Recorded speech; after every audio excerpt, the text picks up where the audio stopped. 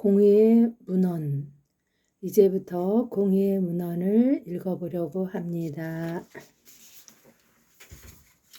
하느님의 종들의 종 바오로 주교는 거룩한 공의의 교부들과 더불어 영구적인 기록으로 거룩한 전례에 관한 헌장을 공포한다. 서론.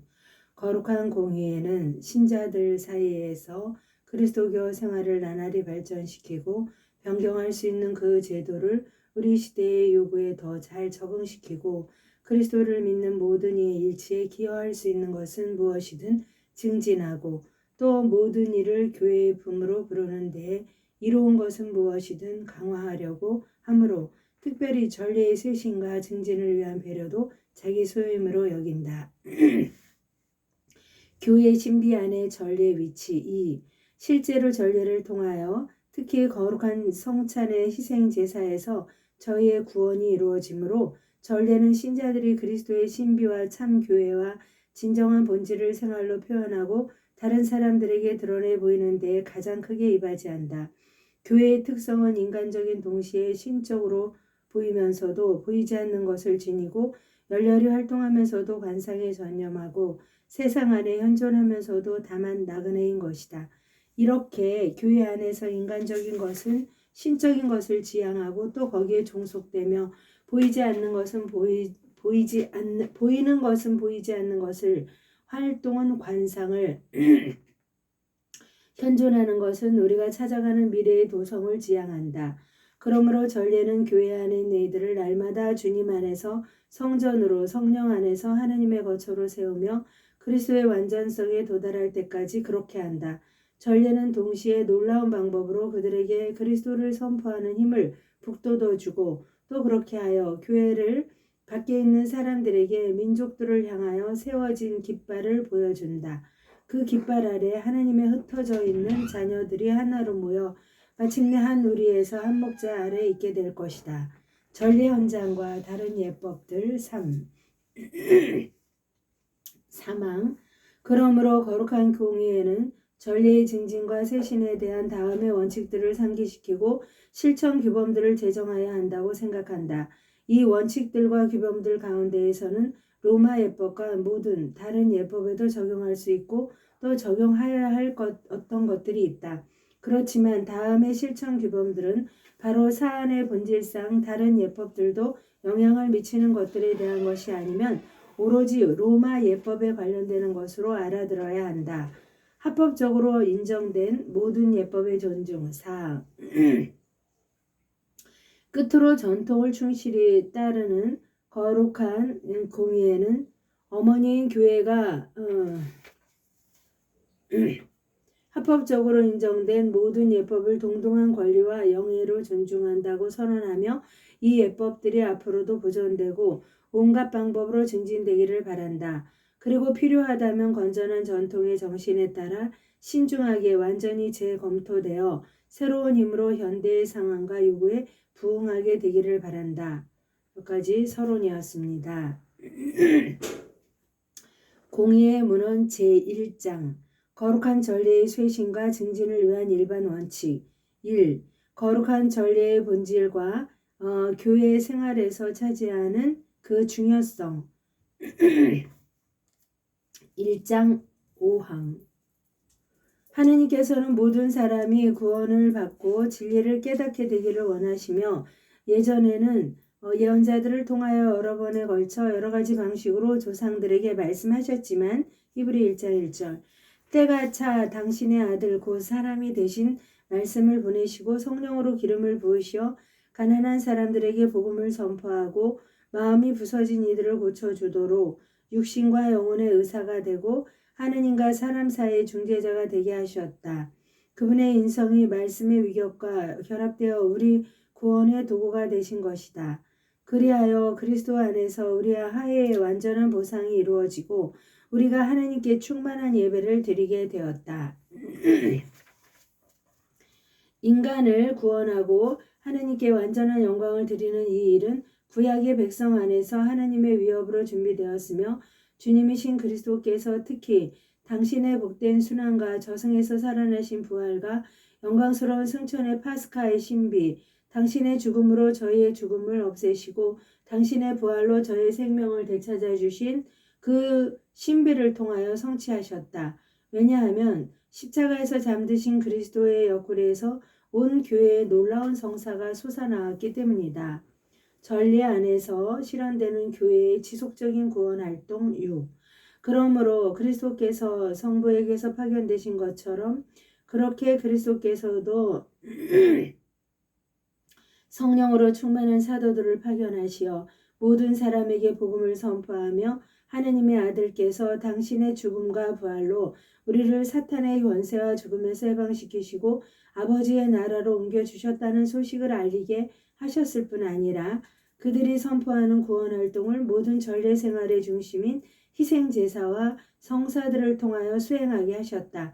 그래서 세례를 통하여 사람들은 그리스도의 파스카 신비에 결합되어 그리스도와 함께 죽고 함께 묻히고 함께 부활하며 입양의 성령을 받아 그 성령 안에서 하느님을 아빠, 아버지 하고 외치며 로마서 8장 15절 또 그렇게 하여 하느님 아버지께서 찾으시는 참된 예배자가 된다. 이와 비슷하게 주님의 반찬을 먹을 때마다 주님께서 다시 오실 때까지 주님의 죽음을 선포한다. 그래서 교회가 세상에 나타난 성령 강림 날에 베드로의 말을 받아들인 이들은 세례를 받았다. 그들은 사도들의 가르침을 받고 친교를 이루며 빵을 떼어 나누고 기도하는 일에 전념하며 하느님을 찬미하며 온 백성에게서 호감을 얻었다. 사도행전 2장 41, 42, 47 참조.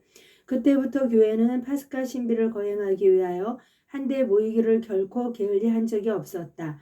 성경 전체에 걸쳐 당신에 관한 기록들을 루카 24장 27절을 읽고 그분 죽음의 승리와 개선을 재현하는 성찬예를 거행하고 동시에 그리스도 예수님 안에서 이루 말할 수 없는 선물을 주시는 하느님께 고린토후서 9장 15절 감사를 드리고 성령의 힘으로 하나님의 영광을 찬양하고 있다. 에페소 1장 12절 전례 안에 그리스도의 현존 7. 이토록 큰 일을 완수하시고자 그리스도께서는 언제나 교회의 특별히 전례 행위 안에 계신다. 그리스도께서는 미사의 희생 제사 안에 현존하신다. 당신 친히 그때 십자가에서 바치셨던 희생 제사를 지금 사제들의 집전으로 봉헌하고 계시는 바로 그분께서 집전자의 인격 안에 현존하시고 또한 특히 성체의 형상들 안에 현존하신다. 당신 능력으로 성사들 안에 현존하시어 누가 세례를 줄 때에 그리스도께서 친히 세례를 주신다. 당신 말씀 안에 현존하시어 교회에서 성경을 읽을 때 당신 친히 말씀하시는 것이다. 끝으로 교회가 기도하고 찬양할 때 두 사람이나 세 사람이라도 내 이름으로 모인 곳에는 나도 함께 있겠다. 마테오 18장 20절 약속하신 바로 그분께서 현존하신다. 참으로 하느님께서 완전한 영광을 받으시고 사람들이 거룩하게 되는 이 위대한 행위에서 그리스도께서는 가장 사랑하시는 당신 신부인 교회를 언제나 당신과 결합시키시며 교회는 자기 주님을 부르며 또 주님을 통하여 영원하신 아버지께 예배를 드린다. 그러므로 전례는 당연히 예수 그리스도의 사제직을 수행하는 것이다. 전례 안에서 인간의 성화가 감각적인 표징들을 통하여 드러나고 각기 그 고유한 방법으로 실현되며 그리스도의 신비체 곧 머리와 그 지체들이 완전한 공적 예배를 드린다. 따라서 모든 전례 거행은 사제이신 그리스도와 그 몸인 교회의 활동이므로 탁월하게 거룩한 행위이다. 그 효과는 교회의 다른 어떠한 행위와 같은 정도로 비교될 수 없다. 지상 전례와 천상의 전례 8. 우리는 이 지상의 전례에 참여하며 나그네 들인 우리가 걸어나가는 거룩한 도성 예루살렘에서 거행되는 천상 전례를 미리 맛본다. 그곳에서는 그리스도께서 지성소와 참다운 성막의 사제로서 하느님의 오른편에 앉아 계신다. 하늘의 모든 군대와 함께 주님께 영광의 찬미가를 부르며 성인들을 기억하고 공경하면서 그들의 친교에 참여하기를 바라며 구세주이신 우리 주 예수 그리스도께서 우리의 생명으로 나타나시고 우리도 그분과 함께 영광 속에 나타날 때까지 우리는 그분을 기다린다. 전례가 교회의 유일한 활동은 아니다. 9장 9항 거룩한 전례가 교회 활동의 전부는 아니다. 왜냐하면 사람들이 전례에 나아갈 수 있게 되기 전에 먼저 신앙과 회개로 부름을 받아야 할 필요가 있기 때문이다. 믿지 않는 분을 어떻게 받들어 부를 수 있겠습니까? 자기가 들은 적이 없는 분을 어떻게 믿을 수 있겠습니까? 선포하는 사람이 없으면 어떻게 들을 수 있겠습니까? 로마서 10장 14에서 15. 그러므로 교회는 믿지 않는 이들에게 구원의 소식을 선포하며 한 분이신 참 하나님과 그분께서 보내신 예수 그리스도를 알고 자신의 길에서 회개하고 참회를 하게 한다.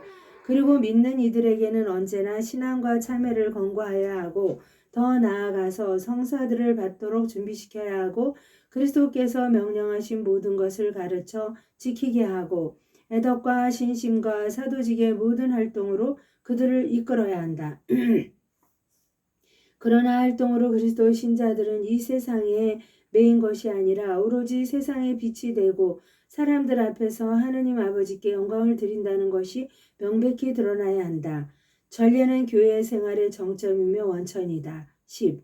그러나 전례는 교회의 활동이 지향하는 정점이며 동시에 거기에서 교회의 모든 힘이 흘러나오는 원천이다.